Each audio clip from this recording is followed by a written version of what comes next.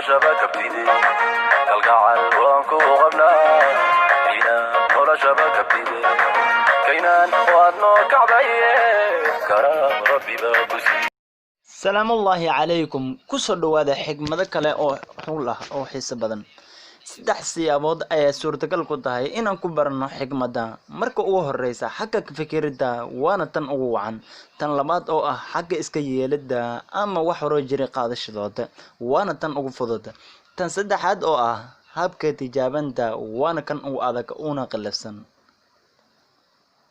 Waxaa jira saddex arrimood oo dadka xigmadda badan ay ka cabsadaan: bad bilaa deganaan ah oo dawayluhu babinayaan, haween mugdi ah oo bilaa diyax ah, iyo carada qofka degan oo xasiloon ah. Dadka kale inaad barato waa aqli, laakiin naftaada inaad si fiican u barato waa xigmadda iyo aqliga dhabka ah. Dadka kale inaad maamusho waa awood, laakiin inaad naftaada maamusho waa awoodda dhabta ah. Ha u joojin noloshaada, rajooyinkaada iyo hamiyeenkaada qaar ah oo ku guursin awgood, sababtoo ah waqtigu ma joogso marka saacadu halaawdo. Edebta iyo asluubta waxaa ugu sarreeya in aad dhageysato qof kula hadlaya, kuna sheekeynaya, kaanana sheekeynaya arrintaas oo ah si wanaagsan u ogtahay ama u garanaysa isagu laakiin as ogeyn. Aan dhamaystirno si aan u gaarno halka aan doonayno. Weliga ha isdhiibin, laga yaabee ilbiriqsiga aad isdhiibaysa ama aad quusanaysa inuu yahay ilbiriqsiga ugu dambeeyay ee ku gaari lahayd halka aad u baahan tahay. Gacanta ku istaajisa ee hore ku wata marka aad hantiranturooto waxay ku run badan tahay kun gacmood oo ku salaanta marka aad gaarto halka aad doonayso. Inagu ma kala tartiibino boosaska dadka ay ku leeyihiin qulubteena, ficiladooda iyo waxyaabaha ay sameeyaan arrintaad maamusha.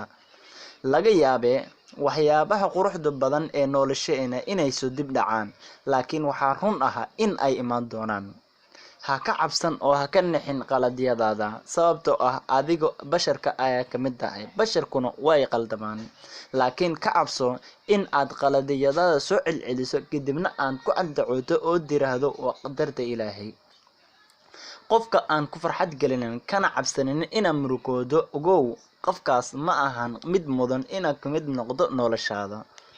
In aad degnaanto ilaaliso marka aad caroodo, in aad farxad muujiso adigoo oo dareemaynin, in aad dhoolal cadeyso adigoo jecel inaad oyso, in aad muhiimad siiso oo danayso dadka kale iyagoo qalbigaada xanuunsanayo. Midaasi waa awoodda dhabta ah.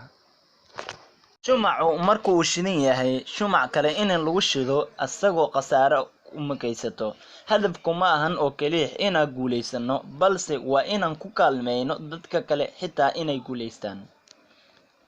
Ha u dadaalin inaad guuleysato oo kaliya ah, balse sida oo kale u dadaal inaad noqoto qof qiimo iyo sharaf leh.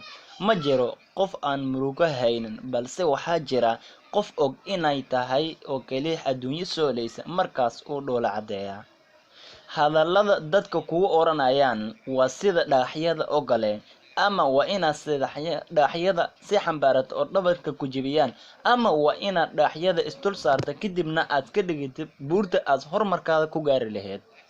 Ha iska maweysiinin saaxiib dhab ah oo mar walba ku dareeya muhiimadana ku siiya, sababtoo ah maalin baad ogaan doontaa in aad daymanka ku qasaartay intii aad ku mashquulsaneed aruurinta dhagaxyada. Suurtagal ma ahan inaad xidigaha aragto ilaa haweenka mugdiga ah mooye. Sida oo kale dadka qaarkood nolosheena macdadooda soo ma muuqatay ilaa xilliga dhibaatada mooye. Xilliga aad dhibaatada ku jirto ayaa dad badan qiimahooda soo muuqdaan, kuwa kalena hoos u dhacaan. Haddii aad i weydiiso maxaad jeceshahay, waxaan kuu oran doonaa 4: saaxiibtinimo aan kala dheeraasho lahayn, qalbi aan qalalnayn, baaqi ahaan aan isbedelin, iyo jaceyl aan dhammaan. Weliga gadaal ha eegin si aad u aragto waxyaabihii hore ee soo dhaaftay. Haddii kheyr ku jiri lahaa waxyaabahaas hore, waxay noqon lahaayeen maalinta tan ee hadda joogtid. Qofka u noqonayo waxyaalihii hore ee soo dhaafay kadibna ka shalaynaya waa sida qof shiidaya cajiinkaasoo ahaa mid hore u shiidnaa. ha u dhaafin ee ha u fasaxin dadka kale inay noloshaada midabeeyaan. Laga yaabay qaarkood inaysan gacmaha ku wadin ilaa qalin madow mooye. Intaan ku kulmi doona video kale oo xiiso leh, waxaan inkiga tagayaa intaas iyo nabadgelyo. Fadlan videogan haddaad ku cusub tahay subscribe deh, like-na ii dheh si faa dhiirigelin igu noqota. Iminkana waa aaminsan yahay wax badan inaad ka faa'iidey lana sii qaybso walaalaha muslimka ee Soomaaliya. وبالله توفيق.